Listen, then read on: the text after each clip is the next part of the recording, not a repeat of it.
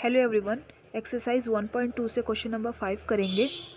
Question read करते हैं। So that the signum function f x R belong to R given by f x equal to 1 when x is smaller than 0, 0 when x is equal to 0, 1 when x is greater than 0, neither 1 1 and nor 1 2। यहाँ पे आपको क्या proof करना है कि Singham function जो होता है वो ना ही 1 1 होता है ना ही ऑन 2 होता है। ठीक है, तो पहले इस सिंगम फंक्शन के बारे में थोड़ी सी डिटेल ले लेते हैं।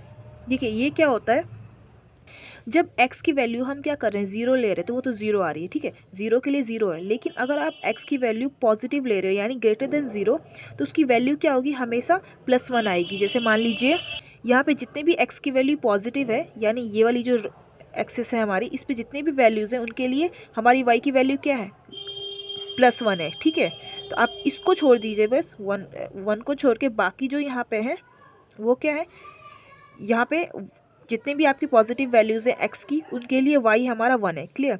अगर वहीं आप x की वैल्यू नेगेटिव ले रहे हो यानी इसमें ले रहे हो, ठीक है, इस एक्सेस में -1 -2 एनीथिंग, ठीक है, तो उसके लिए y की वैल्यू हमारी कितनी आएगी, वो -1 आएगी। ठीक है, उसके लिए क्या आएगी, -1।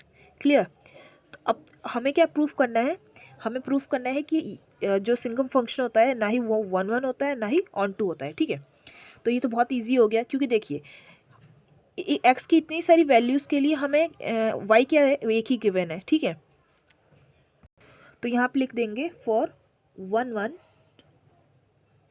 fx1 equal to fx2। Clear. अगर मैं यहाँ लेती हूँ fx1 ले लेती हूँ, ठीक है, और इक्वल टू fx2, तो इन दोनों की वैल्यू क्या है, 1 आएगी हमारी। x अगर मैं 1 ले रही हूँ तो भी 1 आएगा, अगर मैं x2 भी ले रही हूँ तभी 1 आएगा। ठीक है, तो ये दोनों के आपस में इक्वल नहीं है।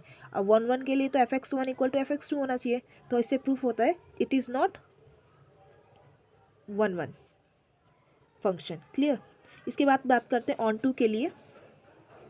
ठीक है, ऑन टू के लिए हमें क्या प्रूफ करना होता है, ऑन टू के लिए हमें प्रूफ करना होता है f x equal to y. Clear, f x equal to Y.